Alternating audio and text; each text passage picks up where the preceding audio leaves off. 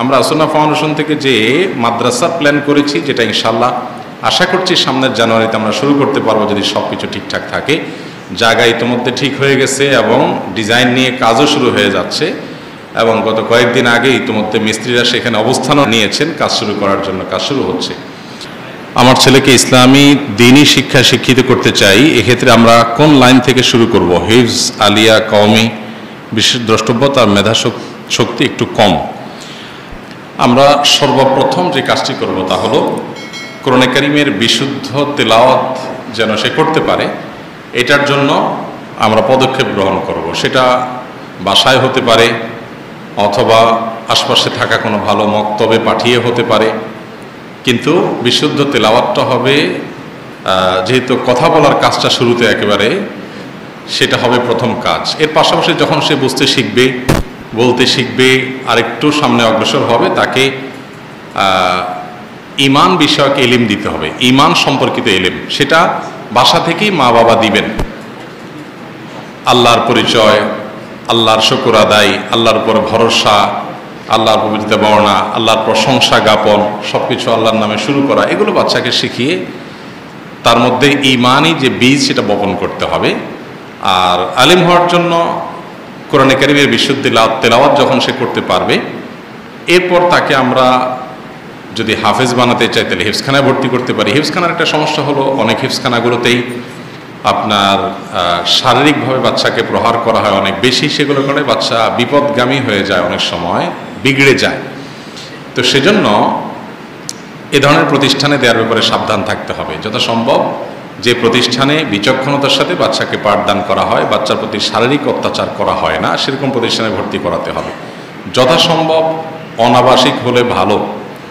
আবাসিক হওয়ার কিছু উপকারিতা আছে, কিন্তু যদি সেরকম পরিবেশ থাকে আবাসিক, তাহলে আবাসিক হতে পারে, যেখানে সিসি ক্যামেরা দ্বারা নিয়ন্ত্রিত হবে, যেখানে বাচ্চার উপরে কোনো প্রকার অত্যাচার অবিচার হবে না, শারীরিক অত্যাচার হবে না, মারধর প্রহার হবে না অতিরিক্ত, এবং স্বাস্থ্যসম্মত মিনিমাম স্বাস্থ্যসম্মত পরিবেশ থাকবে। এ ধরনের প্রতিষ্ঠানে দেওয়া যেতে পারে। এ ধরনের প্রতিষ্ঠান পাওয়া খুব টাফ আজকাল, আছে পরিমাণে খুবই কম।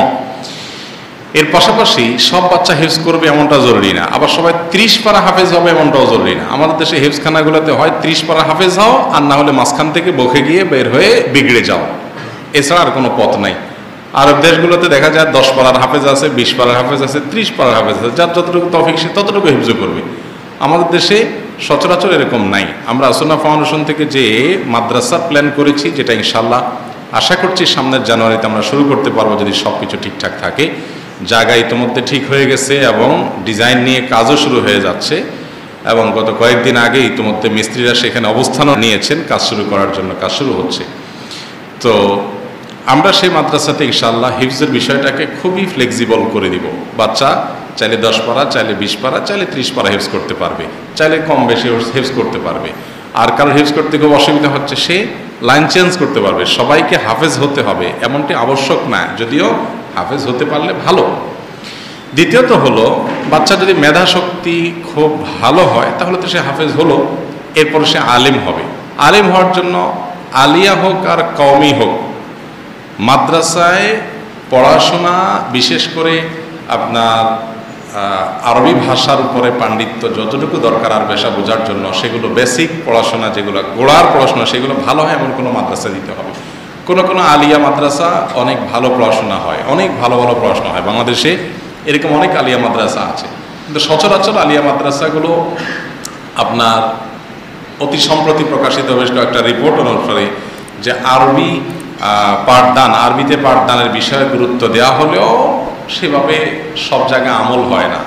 কয় মাদ্রাসাগুলোতেও যেরকম পতন চলছে, আলিয়া মাদ্রাসাগুলোতেও অনেক আগে থেকেই পতন আছে। এই জন্য আপনি যে এলাকায় বসবাস করেন বা যেখানে আপনার জন্য উত্তম হয়, সেখানে মাদ্রাসা নির্বাচনের আগে আপনার আশপাশে কোনো দক্ষ আলেমের পরামর্শ নেন, যিনি আপনাকে ভালো করে পরামর্শ দিবেন। মৌলিকভাবে আলিয়া মাদ্রাসাগুলোতে সাধারণত এবং সচরাচর যে চিত্র, সেটা হলো যে খুব ভালো মানের আলিয়া মাদ্রাসা যদি না হয়, তাহলে সেক্ষেত্রে নামকাও আসতে শুধু দাখিল আলেম পাশ করে, কিন্তু তেমন কিছু শিখতে পারে না। একই কথা অনেক দাওরা হাদিস কয় মাদ্রাসা আছে, দাওরা হাদিস পাশ করছে, কিন্তু বেসিক বিষয়গুলো পর্যন্ত জানে না, আরবি ভালো করে পড়তে পারে না, আপনার অর্থ করতে পারে না, বুঝতে পারে না, তো অধপতন সব জায়গায় আছে কম বেশি। আমরা মাদ্রাসা নির্বাচনের ক্ষেত্রে দক্ষ কোনো আলেমের সাথে পরামর্শ করব, যে মাদ্রাসা থেকে অনেক আলেম বের হয়েছে, বের হচ্ছে, দক্ষ, বিদগ্ধ এবং গাছ তোমার নাম কি ফলে পরিচয়, সেখানে আপনি বাচ্চা ভর্তি করাবেন। এই বিষয়গুলো দেখে শুনে সরজমিনে আপনার অভিজ্ঞতা নিয়ে, আপনার তদন্ত করে অভিজ্ঞদের পরামর্শ নিয়ে তারপরে ডিসিশনে যেতে হয়। প্রয়োজনে মাদ্রাসা চেঞ্জ করতে হয়। আমার বাচ্চার আমলের মধ্যে অগ্রগতি হচ্ছে কিনা, আমার বাচ্চার চিন্তাধারার ভিতরে উন্নতি আসছে কিনা, আমার বাচ্চার পড়াশোনার ভিতরে উন্নতি আসছে কিনা, এগুলো প্রতি মুহূর্তে মনিটরিং করতে হবে। মাদ্রাসাগুলোতে ভর্তি করে অনেকে আছেন যে ছেড়ে দিয়ে রাখেন আর বাপ মা নাই, এইভাবে আসলে ছেলে মেয়ে আলেম বানানো যায় না। এটাকে নিয়মিত মনিটরিং করতে হয় এবং যেটা বলছিলাম যে বিচক্ষণ এবং বিদগ্ধ আলেমের তত্ত্বাবধানটা খুব জরুরি।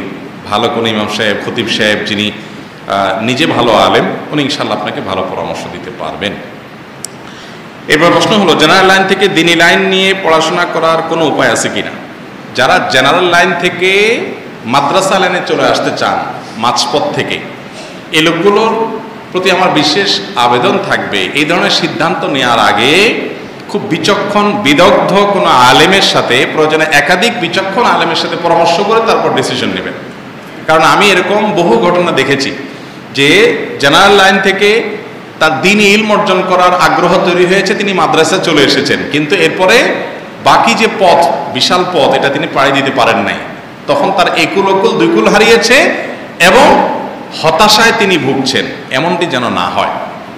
আপনি কতটা নিতে পারবেন, আপনার কতটা হিম্মত আছে, আপনার কতটা অ্যাবিলিটি আছে, আপনি কোন মাদ্রাসায় যাবেন, আপনি কি শর্ট কোর্স পড়বেন না লং কোর্স পড়বেন, আপনি আপনার সামাজিক এবং পারিবারিক পিছুটান কতটুকু আছে না আছে, সব বিষয়গুলোকে মাথায় এনে তারপরে খুব ভালোভাবে মাশওয়ারা করে বা ইস্তেখারা করে তারপর ডিসিশন নিতে হবে। না হলে মাঝপথ থেকে ফিরে এসে আপনি হতাশায় ভুগবেন, সেটা আপনার জন্য কখনো কল্যাণের হবে না।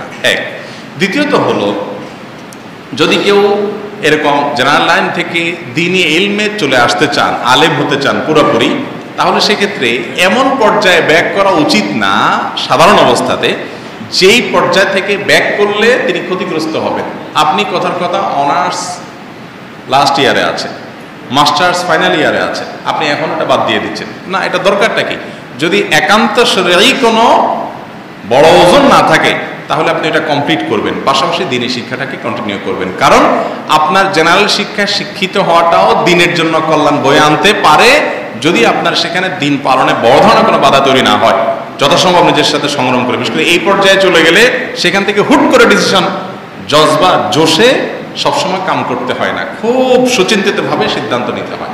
এই জন্য জেনারেল শিক্ষিত ভাইরা যারা মাদ্রাসায় চলে আসতে চান, আমরা তাদেরকে সবসময় বলি, ভাই মেহেরবানি করে খুবই সুচিন্তিতভাবে আপনার বিষয়টাকে বিদগ্ধ বিচক্ষণ কোনো আলেমের মাধ্যমে পরামর্শ করে তারপর সিদ্ধান্ত নেবেন। তা না হলে আবারও বলছি, মাঝপথ থেকে আপনি হতাশায় পড়বেন, পরে এবার দোষ দিবেন ইসলামের এবং আলেম ওলামাদের। এই জন্য বুঝে শুনে ডিসিশন নিতে হবে।